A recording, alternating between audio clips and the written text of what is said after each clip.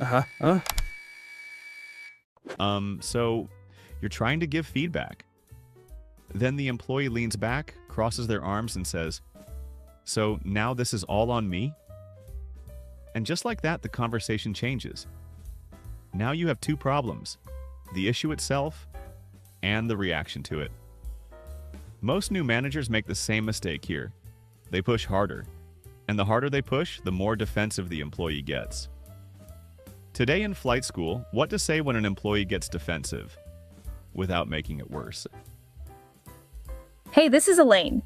Before we step into the conversation, let's run a quick pre-flight check. First, defensiveness is usually protection. The employee is not always resisting feedback. They may be protecting competence, fairness, or dignity. Second, pressure kills reflection. The moment someone feels accused, they stop processing and start defending. Third, your calm is contagious. In hard conversations, your nervous system sets the temperature of the room. If you get sharper, they get safer by getting smaller or louder. When an employee gets defensive, it's easy to assume they're resisting feedback. But most of the time, defensiveness is actually protection.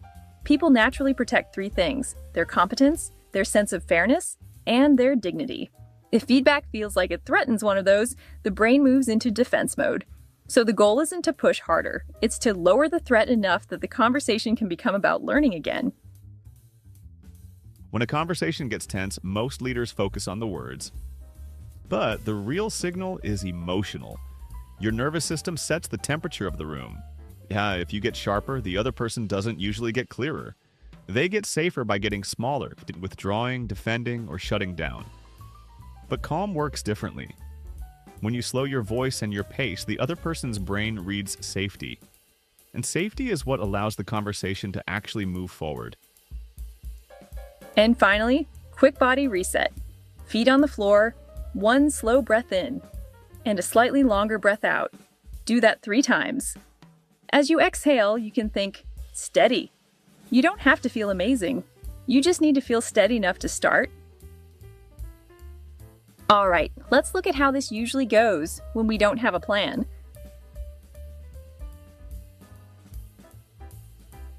Okay, here's how it usually crashes. The employee gets defensive, so the manager starts explaining, correcting, justifying, pushing. That's not what I said. I'm just trying to help. You need to stop getting defensive. But now the employee isn't hearing coaching, they're hearing threat. They're hearing threat to competence, threat to fairness, threat to status. And once the conversation feels like self-protection, learning is over. The room stalls out, not because the employee is impossible, because the conversation got too hot to think clearly. Let's fly this moment again. First, regulate yourself, not theatrically, just enough to stop adding pressure. Slow your pace, lower your voice a notch, relax your face. Then say something that lowers threat without abandoning the conversation. For example, let's slow this down. Or, I'm not trying to pin this all on you. I want to understand what happened. Or, I think we may be talking past each other. Let's reset. That move matters, because the goal is not to win the first reaction. The goal is to keep the conversation open long enough to reach the truth. First move, protect competence. Most people want to see themselves as capable and well-intentioned. So when feedback lands like a character judgment, they defend. You can lower that threat by anchoring to what is still true. Try, I know you care about doing this well, or I'm not questioning your intent here, or I know this isn't what you were aiming for. That doesn't water down the feedback, it makes the feedback easier to hear. Second move, separate the person from the problem. The faster feedback sounds like identity, the faster defensiveness shows up. So move the conversation out of blame and into shared analysis, instead of, you handled this badly. Try, let's look at what happened.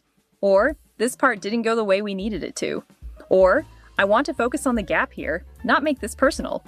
Now the employee no longer has to defend who they are. They can help examine what happened. Third move, give them a lane back into the conversation. Defensiveness often softens when people feel heard, not agreed with, heard. Ask a question that turns reaction into information. For example, What feels off to you about the way I'm seeing this? Or, what part of this feels unfair or incomplete from your side? Or, tell me what you think I'm missing. Now they're no longer stuck in pure defense. They're contributing data. And once someone feels they have a voice in the room, they're much more likely to re-engage.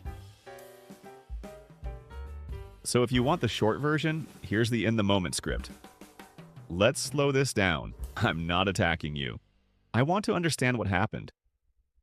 What feels off to you about my read on this? That sequence does 4 things fast. It lowers heat, protects dignity, keeps accountability, and opens dialogue.